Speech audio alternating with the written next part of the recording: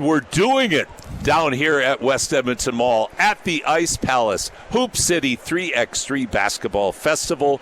The best 3x3 basketball in the world is right here in the capital city today and tomorrow, wrapping up tomorrow. This is the only World Tour and Women's Series FIBA 3x3 stops in North America. Edmonton once again punching above its weight, leading the way, hosting this event. The place looks great. The teams are outstanding. The atmosphere couldn't be more dynamic and exciting. So come, please, make your plans. Get out of the heat. Come on down to the Ice Palace and join us today. Cheer on Team Canada later tonight. You're just going to have a great time, I guarantee it.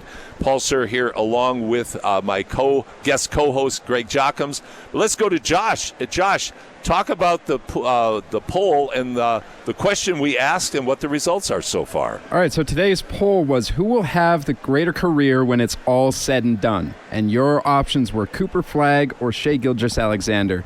And overwhelmingly, 84% of the votes have gone to SGA. Which, understandably, where would you fall, Josh? I was the first vote on the poll, and I put SGA. He has essentially had the career. He's 27 years old, and he has had the career that we all expected, like Luka, to have up to this point. 3-time All-Star, 3-time All-NBA. This year he was the scoring champ, MVP, and Finals MVP, which is Shaquille O'Neal, Michael Jordan, and Kareem Abdul-Jabbar. That's the group that he's in right now for people who've done that in a season. So that's where I landed. I think that's a good summary. And, it's been interesting to see how some of the old vets, in particular Shaq, have come out talking about Shai already as one of the all-time greats. How about yourself, Greg? What would you think? Yeah, I mean, SGA has already had a great career. Exactly. Like, he could stop today and he'd still be, as mentioned, one of the greatest players of all time. Because of his accomplishments, MVPs and so on. Cooper Flagg is interesting, though. He's still extremely young. I watched him actually closely in the Summer League, and a couple of things stood out. He had a bad first game, and then he really responded and had a great second game. And then I read some things about him asking Dallas to play a third game because they wanted to shut him down. And he wanted to go out there and show that his second game was not an aberration, and he wanted to completely stomp out the first game poor performance. So again, you're looking at some of his character and his determination to be great, which is a huge part of having a great career, because you've got all the money, you've got all the fame. The character and the drive and the determination to be great despite having everything already there for you sets the great players above just the good NBA players. So he has those character traits, it appears, to be great. So it'll be interesting to see how he develops. But it's hard to vote for him over SGA because, again, SGA's already had the MVPs and the championship. Well, and that actually is why I framed the question the way it's a potential versus actual factual results. And all the hype around Cooper Flagg, and as I mentioned in the opening comments, really the most hype around an individual player, I believe, since LeBron came into the league. And we all know his upside. If you've watched him, the versatility, they're very different players in a variety of ways. But the one similarity that I see between LeBron James and Cooper Flagg is LeBron, for all the criticism he gets, has, I think, been one of the greatest at making the right play at the right time, not being afraid to pass the ball. And I think his great passing ability is duplicated by Cooper Flagg. He finds the open man, along with his ability to go to the basket, finish around the rim, hit the three.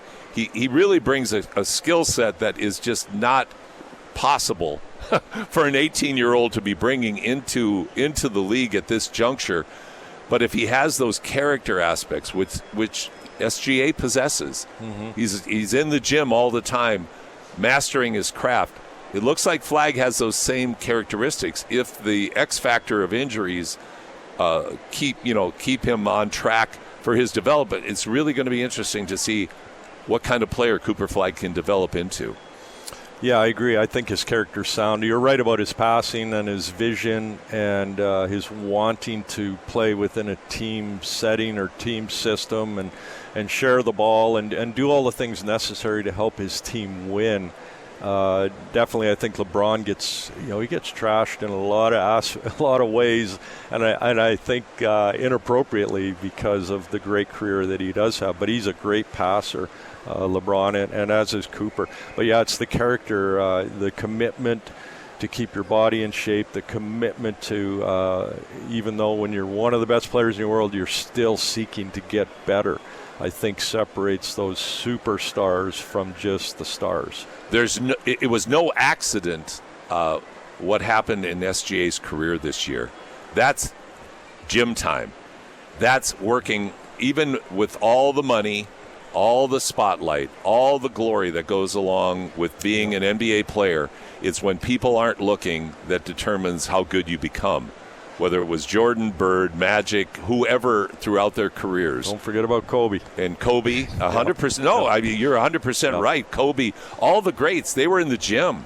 They're doing stuff at a level that you just can't even imagine to get better and better. I'll share a quick story.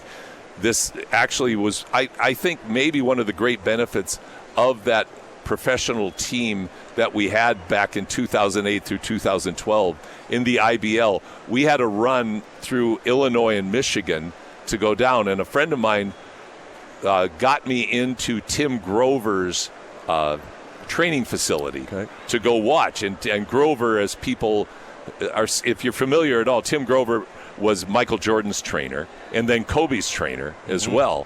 And Grover had this fantastic facility near downtown Chicago. So I got to go in and watch Dwayne Wade, Chris Paul, and LeBron James work out, and then watch them scrimmage a bunch of other NBA guys and high-level Division I guys for about 4 hours. But watching these guys work was something else. And watching LeBron, like, first of all, he doesn't look human. Like, he looks like a sculpture. Like, he is just a human sculpture.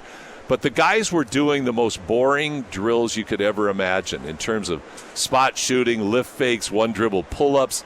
There was no magic happening there. And I think that's oftentimes, if I have a major criticism of contemporary coaching right now, is way too much time is spent, my opinion, on the flash and not enough on the basics that really are the bread and butter of being a successful basketball player. You got to make shots. You got to be able to make simple moves effectively and know when to make them, to know how to play to be successful, as opposed to a lot of the dribbling machinations that a lot of kids spend a lot of time on, and a lot of coaches spend a lot of time on.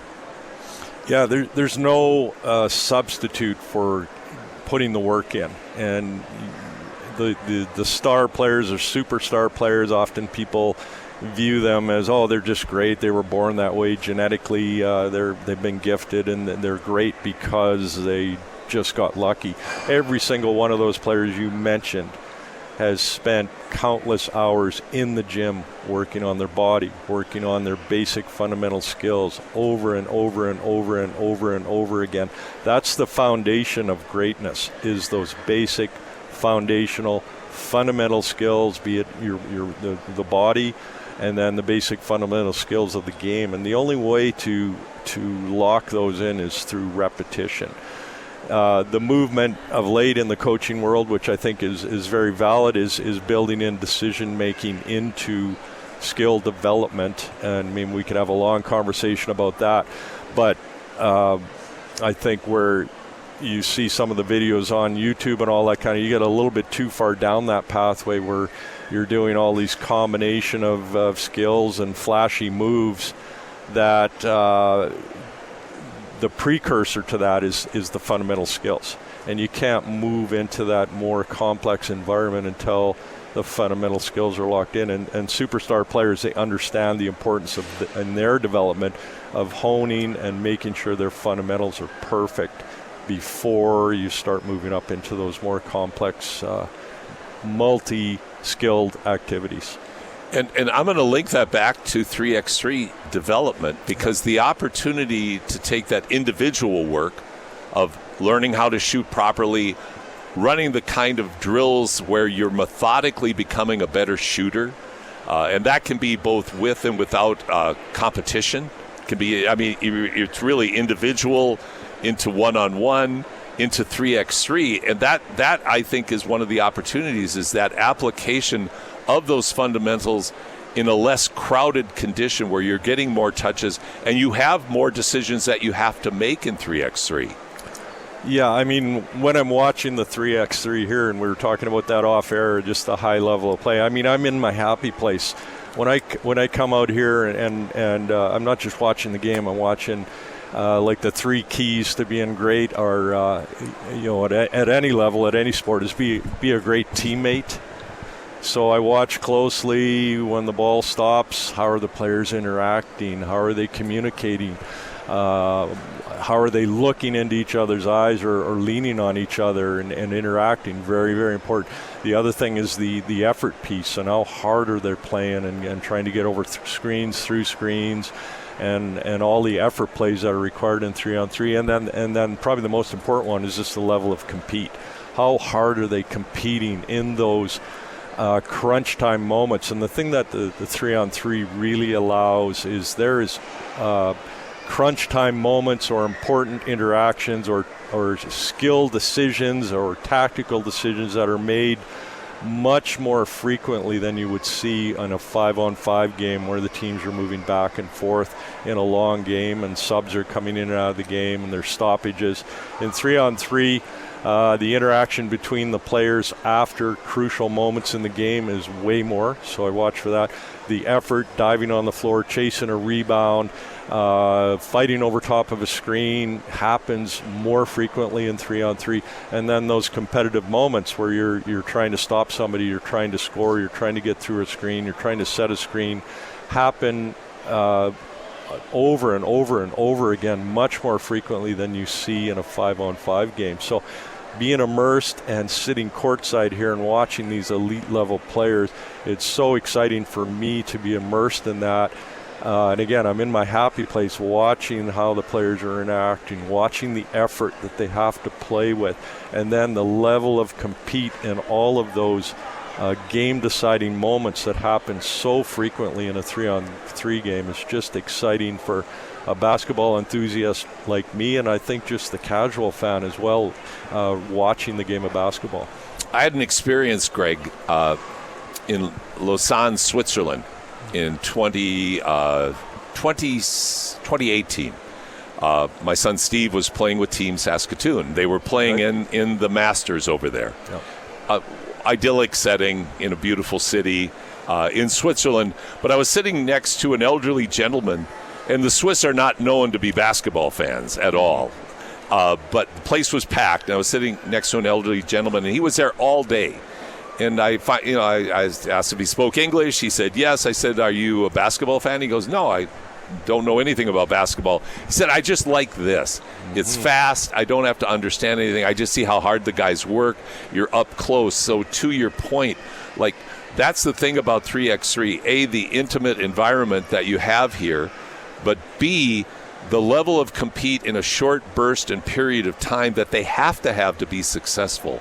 Mistakes are exaggerated here.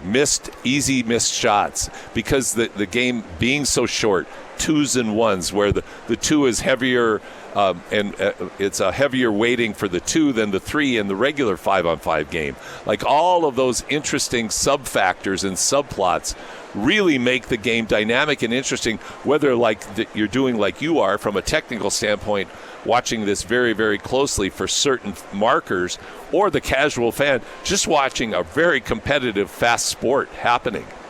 Yeah, it's from a fan perspective and how intimate you can get in this setting here in the Ice Palace, but in any time you get a chance to watch 3-on-3 at this level, things happen so fast. There's so many things going on. If you're just generally somebody who likes watching sport, the level of competition and the compete and the effort and the interaction of the players with each with their teammates and with the other team. It's just it's fabulous to sit back and watch that, and then again get into the details of somebody who's been involved in basketball my whole life, and watching the nuances of how they're strategically dealing with a ball screen or a dribble handoff, or how are they defending the 2-point line, which is double the points of a 1 point, which is different than the 5-on-5 game, which is a 3-to-2 ratio. The 2-to-1 ratio is way higher. So the importance of getting open 2-point shots offensively, and the importance of stopping open 2-point shots defensively, watching what teams are doing to try and create shots and stop those is again the chess game that I really like to watch as well. And it's a great that really is a great metaphor. It is a chess game, that's for sure. We're going to take a break right now, and when we come back, Greg and I are going to continue talking about 3x3. You're listening to the Basketball Show, coming to you live from the Ice Palace in West Edmonton Mall, home of the 2025 Hoop City 3x3 Basketball Festival. We'll be back right after these messages on your sports leader, Sports 1440.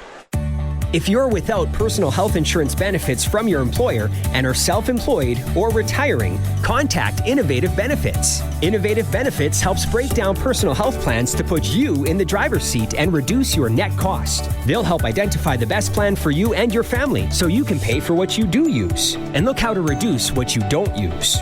Don't be left out in the cold. Understand all your options with Innovative Benefits. For more information, visit innovativebenefits.ca today. This month in Sports History Moment is brought to you by Discount Diesel Parts. On August 11th, 2016, 16-year-old swimmer Penny Oleksiak became the first Canadian to win 4 medals at a Summer Games. Over 2 weeks, she took home gold in the 100-meter freestyle, silver in the 100-meter butterfly, and bronze in both the 4x100-meter freestyle relay and the 4x200-meter freestyle relay. Hi folks, this is Big Al from Discount Diesel Parts. You know, we carry a full line of parts for highway trucks, heavy equipment, and farm machinery. Parts like in-frame kits, heads, fuel injector kits, turbos, water and oil pumps, gasket kits, and so much more. We have it, and at a great price. Visit us at discountdiesel.ca to get ready for the coming season and know that Discount Diesel's got the parts to get it done. Guardian Drugs Killam is a shopper's delight. Come find friendly advice, outstanding products, and smiling service. Celebrate summer with 30% savings on all summer toys for the pool and beach, as well as clothes, purses, sandals, and summer giftware. And either come in or call to order your school pre-packs. You'll find all this and more at Guardian Drugs, East Central Alberta's largest independent drugstore, with friendly, knowledgeable pharmacists and technicians on staff. Open to serve you at the south end of Main Street, Killam.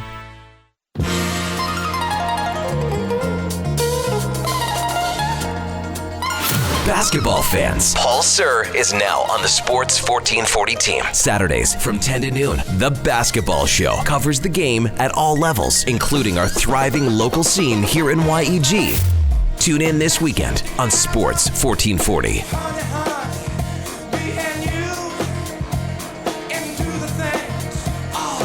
You know, I almost hate to inject in here because I like that song so much. I love Casey and the Sunshine Band. Of course, showing my vintage. Welcome back to the Basketball Show. Paul Sir and guest host Greg Jockims coming to you from the Ice Palace, West Edmonton Mall, home of the 2025 Hoop City 3x3 Basketball Festival, happening right now, culminating today with pool play from the men's World Tour, and then playoffs tonight with the Women's Series. Team Canada, Team Toronto participating in the playoffs tonight. Get on out here to support Team Canada today, and you're going to see some unreal Olympic-level men's and women's basketball, and I don't say that lightly. You have Team Amsterdam here. They won the men's gold medal in Paris in 2024, and Team Germany, who won the women's gold medal here as well, and Team Canada, who finished fourth. You've just got unbelievable high-level action and athletes competing here right in the capital city. So come down. It's free to get in. You're going to have a great, great time. Greg, we were talking about level of compete, all of the things, but why don't you talk about the physicality? Oh, I hate that word. The physical play of 3x3. I think sometimes it, especially on the men's side, because the women are still mostly skill-based, even though it's much more physical than it used to be. The women's game is still more skill-based, where the men's team, it's a combination of skill and physical play. But in a small court area, which they have, not quite a half court, it's pretty impressive to see how physical the play is and how skilled the players have to be to overcome that kind of physical defense in order to maintain their offensive integrity. Yeah, I think, but just before I talk about that, I just want to step back, and it's my first time being at this event, and I've known you for a few years, and I know you've mentioned this a few times, but thank you for having me come to this event and encourage me to come and watch. But I know, again, just speaking from you mentioned the fans coming down to see the level of play here is unbelievable, and if you're a sports enthusiast or you'll enjoy watching sports of any kind, just coming down here to support this event, I think is important just for the community here, for all the things that you've done for the sport of basketball, and just for the enjoyment of sport in general. This event is a fabulous event, so thanks for having me here. Watching, again, 3-on-3, we've talked about it all morning. It's different than the 5-on-5 game. You still see people trying to put a ball into a basket, but strategically, the 2-point versus 1-point, the the transition from offense to defense is not running up and down the court. It's just one pass, and suddenly you change from being the offensive team to the other team getting a rebound, passing it quickly out to the clear line or the 3-point line, and now you're on defense. So the transition is so quick. And because there isn't a running up and down the court and setting up an offense or defense, the physicality and battling for position, whether it be around the basket to try and get a quick score, the number of screens that are set is much higher. Attacking the rim, there's always defenders in and around that space. So the physicality to address your point is much, much higher. And I would say, even on the female side is skill-based, but the physicality that I saw yesterday in terms of the teams that were doing very well, Team Canada, the team from the Netherlands, I think one of the U.S. teams, the teams that were a little bit more physical and holding their position and battling for position and taking the ball to the rim physically, I think were the teams that were doing much better. The 2-point shot is huge. You got to be able to shoot the ball, but you also have to be able to get through screens. You have to be able to set screens. You have to be able to post up offensively, and you also have to be able to defend that space around the basket defensively by moving people out of there. And I find the officiating, because there is so much contact, you can't call everything. In a basketball 5-on-5 up and down setting, a lot of the physicality that I see here would probably be called, but in this setting, it's called differently. In the battling for position, basketball is sometimes called a non-contact sport. It is not non-contact. It's not a collision sport like hockey and football. Here, it is about battling for position, and the 3-on-3 game even exacerbates or puts the physicality of the game of basketball being a contact sport at even the next level, because the battling for position is so important. It really is. Position is everything. The way I frame 3x3, if I try to explain it to people, is it's really a combination of basketball, hockey, and rugby, because you have more of the cardio demands of hockey, in that your shifts are so intense. You can't, in basketball, 5-on-5 basketball, you can take breaks even in the midst of play, just how fast you run up and down the court, for instance. Yep. You can find times to rest in the middle of a game to make sure you maintain your energy level. You can't do that in 3x3. Like, your energy has to be 100% all the time, or you get torched, because, as you correctly point out, Greg, the transitions are so fast. Mm-hmm. And that's something for people who don't know the 3x3 basketball game and the rule difference. we talk about the 10-minute game, the 12-second shot clock, but also the continuous play aspect, because once the ball goes through the basket, it's live. You have to get the ball. You have to get the ball outside of the three-point line, and you're attacking right away. So what teams try to do, the equivalent of a fast break in 3x3, is quick outlet pass outside the three-point line for either a quick two or an attack move. So that continuous play, which only stops for fouls and out of bounds, really puts a physical demand on you that is very, very different from 5-on-5. Yeah, the physical and the mental demand. You cannot take even a couple of seconds off from where's my check when that transition is made and you lose somebody for a wide open three. There was a game yesterday where France, I think they had an injury on the women's side, and they only had 3 players playing, and they didn't have a sub, and you saw the physical toll watching. I was interested watching that game, not only physically how the ladies made it through that game and won, but also you could see the mental strain that they're having, because once the ball's in play, there is no mental break where you can jog down the court and sort of gather your thoughts as you would in a 5-on-5 game where the ball's scored and it's getting inbounded and your point guard's dribbling the ball up the court slowly, and you can sort of regroup mentally. In the 3-on-3 game, watching those girls, I thought that was probably the biggest challenge that they had, was just maintaining the physical focus without being able to sub out for 30 seconds that you see the other teams do when they rotate through. So your point of no downtime physically and no downtime mentally is, especially at this level, is, again, being a basketball enthusiast and watching the commitment physically and the commitment mentally to stay into the action is great to watch. It really is, Greg, and I think one of the benefits of the fast play for me is you don't have time while play is going on to bark at the refs, because you can't take the time. There's barking that goes on, but it's always on a dead ball, because as soon as you look at the ref to protest the call or the non-call, you're getting torched by the other team. So the play, like you said, the play and focus has to be 100% all the time. 100% focus 100% of the time. Otherwise, the other team will exploit you. And I think that's one of the interesting aspects of the quick play of 3x3, Greg, is exploitation of a subtle mistake that sometimes you can gloss over in 5-on-5 that is exaggerated in 3x3. Such as not getting to your check quick enough on running the guy off the three-point line, for instance. Mm-hmm. If you're slow getting out, because a lot of guys, they'll give up a layup. They'll give up one to get a two.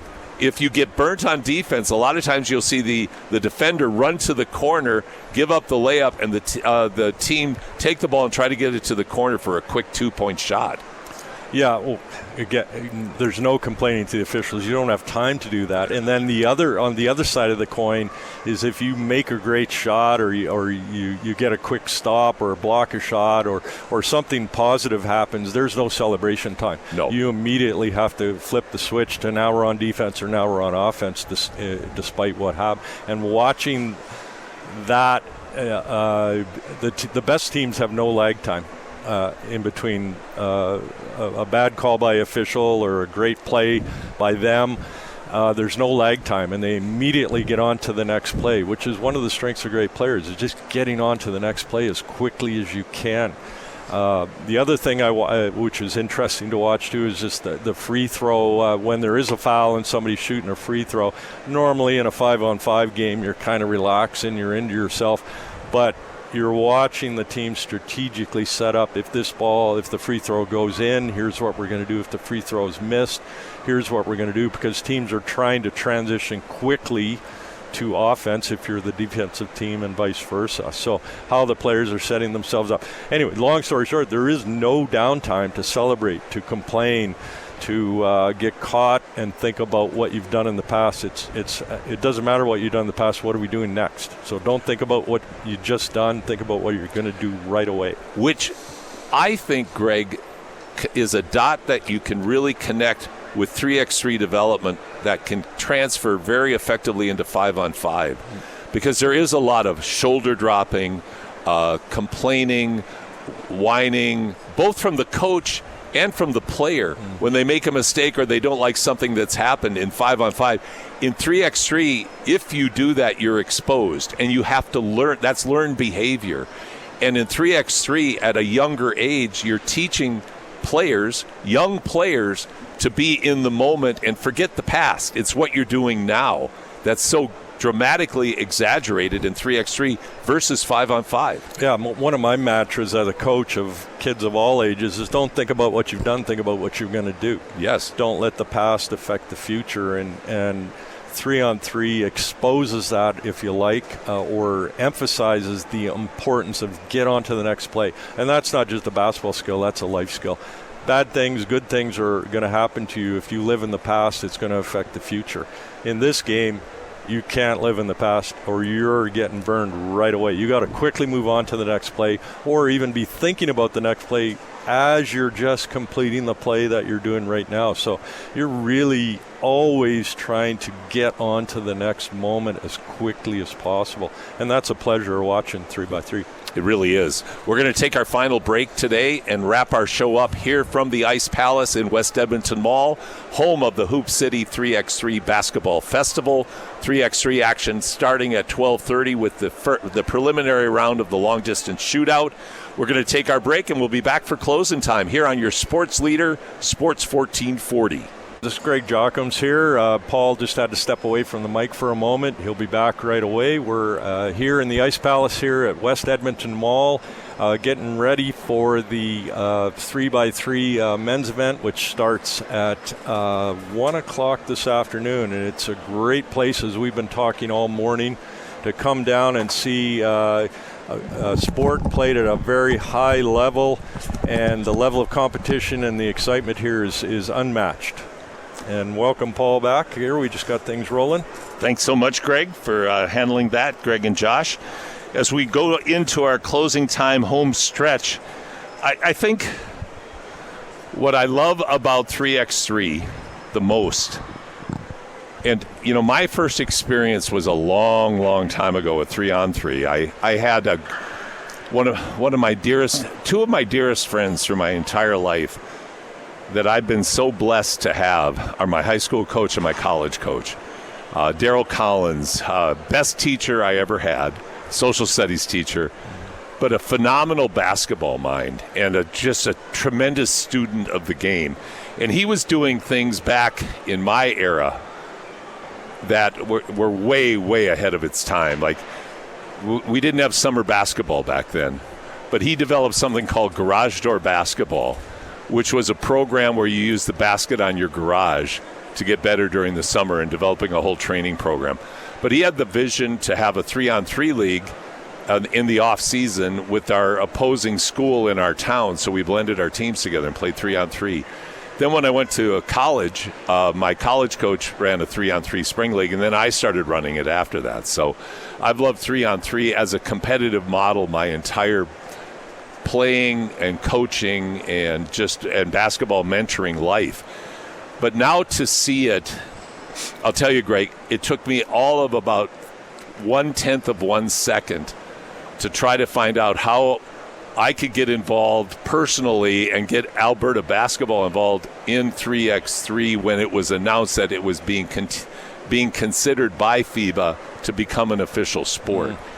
And I think we really took the mantle here and ran with it. And, you know, I know the Team Saskatoon, I think where Saskatoon got its inspiration was coming to tournaments here in Edmonton that we ran at Alberta basketball and sent them to tournaments around the world. But I love to, you know, that's 15 years ago. But what I'm loving is that this slow, gradual burn, you really can see the wheels starting to turn faster and faster. And just you and I talking about it and thinking, okay, how can we take our experiences and add meat to the bones of this to really start making it a more meaningful and more desirable part of the basketball ecosystem? Yeah, listening to your story about your high school coach and university coach, my development as a basketball player way back in Saskatoon, and my high school coach, Nick Patola, legendary guy in Saskatchewan. Anyways, we had when I was in high school, we called it an early bird spring league. So we'd have high school in the spring. Come in and at 7 a.m. kids would show up and we'd play 3-on-3. And then developing as a university player, there was no summer hoops. So you'd go to, in the old days, we had a hangar building in the University of Saskatchewan, and you'd go in and there'd never be 10 players. Right, you're always playing 3-on-3, so 2-on-2. You'd play 2-on-2, 3-on-3, and that was how you developed your game. So the excitement of the 3-on-3 model that you have grasped here in Edmonton and ran with it and inspired that Saskatoon team that you mentioned that really inspired a lot of people in Saskatoon to pick up the 3-on-3 game. It all goes back to our overall enjoyment and development. 3-on-3 is geared towards that. The development piece and all the things we've talked about, the strategic decisions, the more touches on the ball, the quick transitions, the character development and getting on to the next play and not complaining and all those kinds of things. And then just the enjoyment of when you step onto the court, you're part of the game. You're not going to get excluded by 3 other players who dominate the ball or whatever. The ability for 3x3 to create that developmental environment and that enjoyable environment, there has to be a place in the basketball. We use the word ecosystem, but there has to be a place for 3-on-3 to fit in there nicely. Here, I'm going to use an agricultural metaphor. Okay. Yeah. You have a field, and you know, to have a successful crop, you have to have a great way to plow the field, plant the seeds, and then hope for Mother Nature or a combination of what you do to control weeds or whatever. What I see 3x3 like is like a big open field with spot planting, and crops jump up and oftentimes shrivel up because we don't have a consistent crop throughout the field. Mm-hmm. And I think what we're trying to do is to find a way to plant the whole field so it all starts growing together and it can start becoming something more holistic. But it will only happen if you continue to plant in that field until you get the full field planted. And I think that's what we're all trying to do. And I think I'll use an example. In Edmonton, my wife taught at an all-girls school, Nellie McClung program, the most non-athletic school I've ever seen in my life. Wonderful young ladies, but they weren't there to play sports. They didn't really have sports there. But Sandy ran a 3x3 program in her physical education unit. And you saw young ladies out there who had never played basketball before, some in their cultural garb, their hijabs, playing together and having fun doing that. Rick Stanley, a great player at the University of Alberta, long-time educator. Yeah, sure.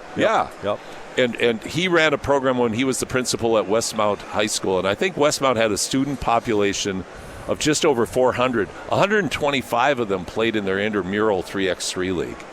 But Rick went on to Ross Shep, so that evaporated. So we've got to get past the evaporation phase and into the planting phase where the crop starts to grow. And I think, Greg, what you're doing in Saskatoon is very much along that lines. You're establishing roots in your 3-on-3 program, roots that are continuing to grow and develop. And with your leadership, that's what it's going to take for that to germinate in other cities as well. Yeah, I mean, we're trying to create the template without having really anything to go by. So we're trying to figure out the best way for 3-on-3 to be part of that field called basketball, and it should be because to build on your point about some of the schools that you're talking about in Saskatoon, in the elementary school system, 5-on-5 is no longer played. 3-on-3 is played. And there's no scores really kept, but again, focusing on development and enjoyment is the goal at the elementary school level, trying to get as many kids involved. And we've seen a great uptick in terms of the number of kids playing the game, from entry-level kids to experienced kids, whereas in the 5-on-5, somebody that maybe doesn't have a lot of experience in the game wouldn't take it up because, I'm no good at basketball, I don't want to try it. Or the kids that are maybe a little bit more experienced and, that's elementary school, the level of play is not good enough for me. So then you end up getting hardly anyone playing. But 3-on-3 can find a place for all of those people. You can have multiple games going on at the same time. So again, to go back to the thing we've been talking about, 3-on-3 needs to be part of the system. And it shouldn't be seen as an outsider coming in to try and take away turf. No, it's part of the developmental enjoyment model that all of us, all basketball people or all sports people, are trying to provide opportunities for kids and young adults and older adults to be involved in the sport. And there is a place for it. We just have to find the right place for it, and a little bit of experimentation, but I think we're getting closer to finding a good place for 3-on-3. Yeah, we're no longer throwing darts in the dark, but we're starting the light's starting to go on, and like you say, some of it's starting to really make sense. Well, let's wrap the show up today by talking about the Hoop City 3x3 Basketball Festival.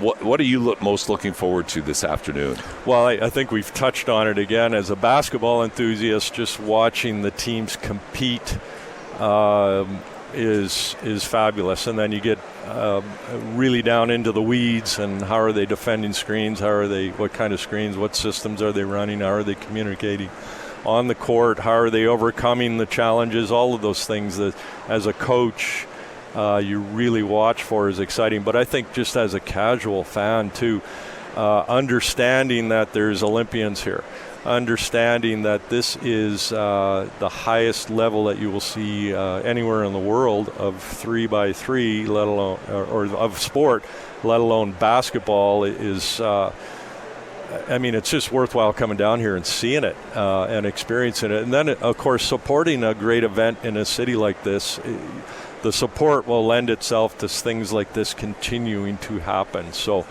I encourage anybody if you got any time this weekend and you got to do some shopping and you want to come down and watch elite sport and people from all over the world compete in a fabulous setting, this is a place to be.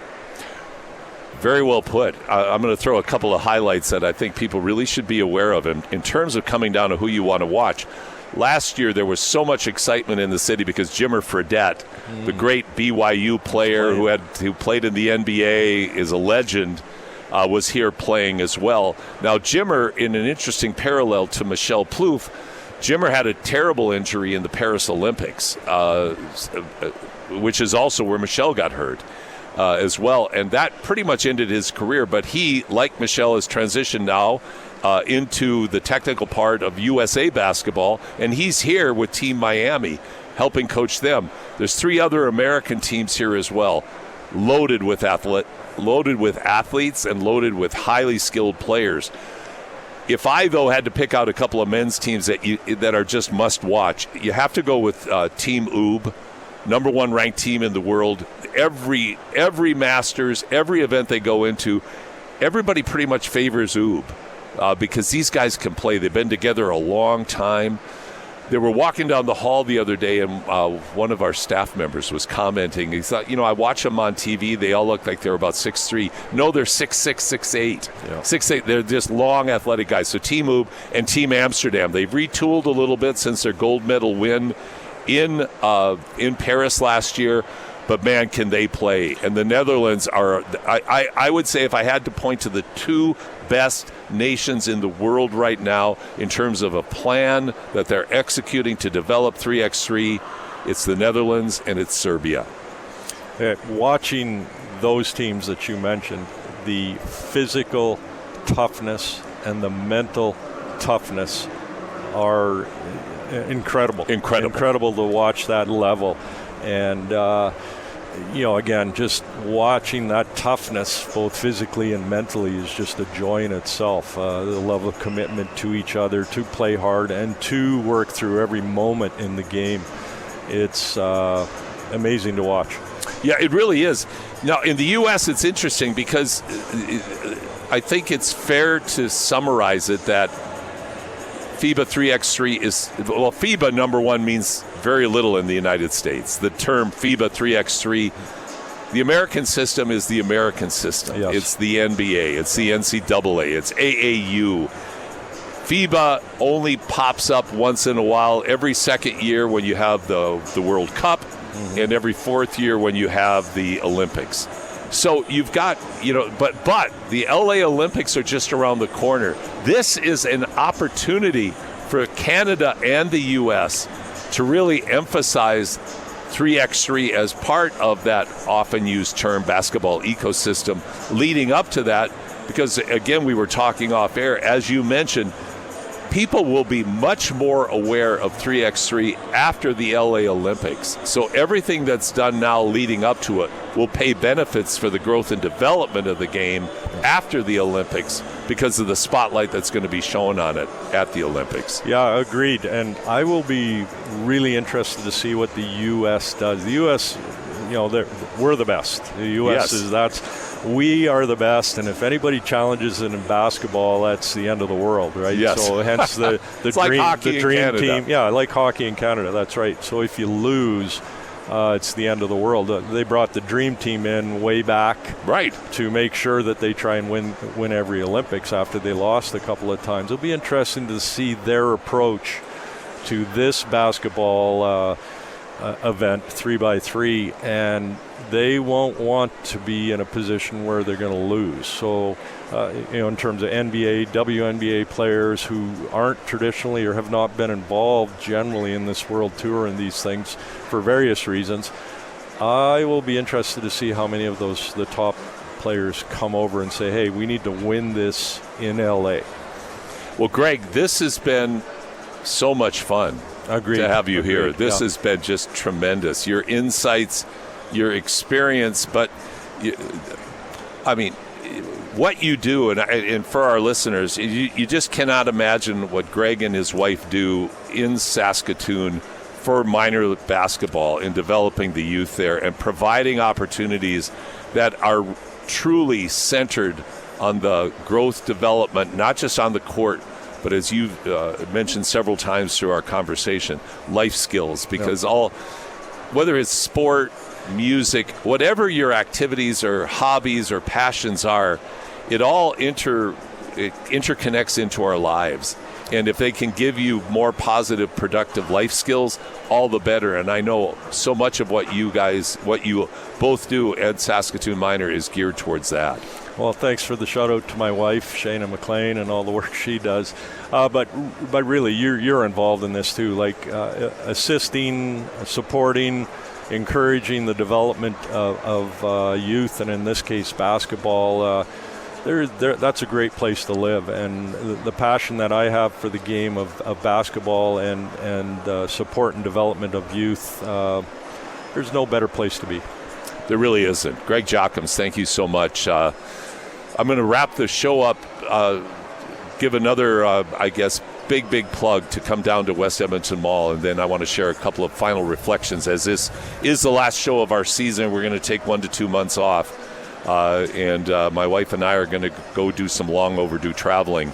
But please factor in, make time for, find a way to get down to West Edmonton Mall today and tomorrow for the 2025 Hoop City 3x3 Basketball Festival.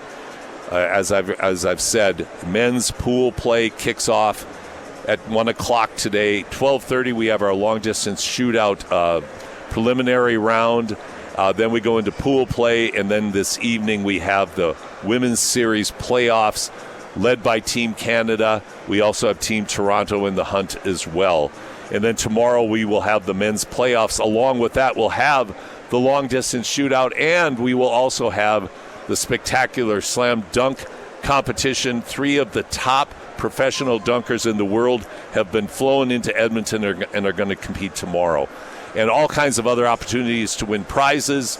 We have great exhibitors here. You're going to have a great time. Please come. Now, I'd like to take just a moment and thank everybody for the support that we've received for the basketball show through this season. One of the ways that I've ended every show off through the season is in memory of my son, Ben, who passed away tragically just over 2 years ago. And Ben was somebody who has suffered trauma unbeknownst to us in his life that heavily impacted his life, and really was a tragedy to lose such a man of integrity and kindness. And Ben is known for, still has a reputation for his kindness that he always showed to others, particularly those who were in a very difficult spot in their life. And so the theme I think we've always tried to share throughout the course of the year in Ben's honor and memory is be kind to each other, think the best of each other, because we truly do not know what other people are going through in their lives at any given moment. So give people the benefit of the doubt. Go out of your way to be kind. An act of kindness can make a huge difference in a person's life, not just in that moment, but in their life in general. So, and Ben, we love you, Ben, and we miss you every day. And to our fans and our listeners, thank you so much. Hustle on down to West Edmonton Mall and join us. And we'll look forward to joining up again with you on the basketball show on your Sports 1440, your sports leader in Edmonton, a little bit later in the year. Come on down for this weekend and have a great summer, everybody.